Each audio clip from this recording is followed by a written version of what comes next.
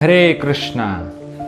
जन्माष्टमी का आपको बहुत बहुत शुभकामनाएं हैं। भाद्र मास का कृष्ण पक्ष के इस अष्टमी तिथि में भगवान श्री कृष्ण मध्य रात्रि में जन्म लेते हैं माता देवकी और वसुदेव से। देखिए, भगवान कृष्ण भगवद गीता में 4 अध्याय के 8वां श्लोक में बताते हैं कि परित्रणाय साधूनां विनाशाय च दुष्कृतम धर्म संस्थापनार्थाय संभवामि युगे युगे।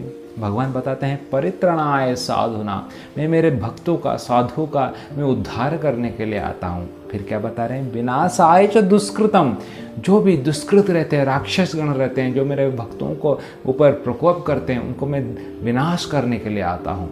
फिर धर्म संस्थापनार्थ है, और धर्म को पुनः संस्थापन करने के लिए आता हूँ।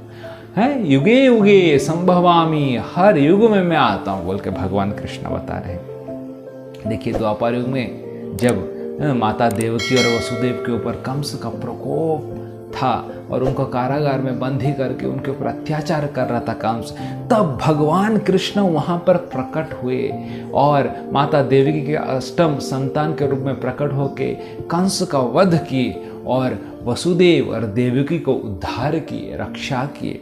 और उसके पश्चात उग्रसेन महाराज को राजा बना के धर्म का संस्थापन किए। और कुछ समय के बाद आगे जाके जब पांडवों के ऊपर कौरवों का प्रकोप बढ़ गया और अत्याचार बढ़ गया पांडवों के ऊपर, ऐसा बोला जाता है कि जब कृष्ण ने दुर्योधन के सामने शांति दूत के हिसाब से गए और उनको बोले कि अरे पांडवों को 5 गांव तो दे दो, वो क्षत्रिय है, बिना शासन करके कैसे रह सकते हैं। दुर्योधन ने बोला अरे एक सुई का अगर जितना जगह मिलता है, अगर सुई को रखेंगे उतना जगह भी मैं नहीं दूंगा, 5 गांव तो भूल जाओ।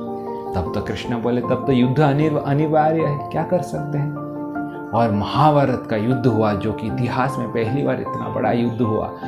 और उस युद्ध में सारा कौरवों का विनाश हुआ, दुर्योधन का वध हो गया और फिर पांडवों का जय हुआ और कृष्ण ने युधिष्ठिर महाराज को पुनः राजा, सारे विश्व का सम्राट का घोषणा किया और धर्म का संस्थापन किया।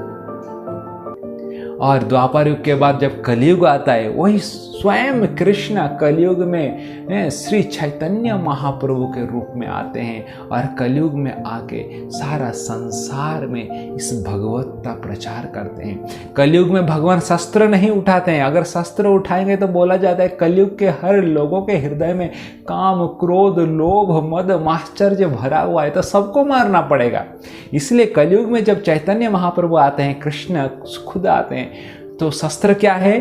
भगवान का हरिनाम, भगवान का नाम शस्त्र है, जिसके माध्यम से भगवान सभी लोगों के हृदय में जो अनर्थ छुपा बैठा है उसको वध करते हैं। काम, क्रोध, लोभ, मद, माश्चर्य जो हृदय में है, भगवान उसको हरिनाम के द्वारा वध करते हैं। ये हरे कृष्ण महामंत्र जप करके हरे कृष्ण कृष्ण कृष्ण हरे हरे, हरे राम राम राम हरे हरे।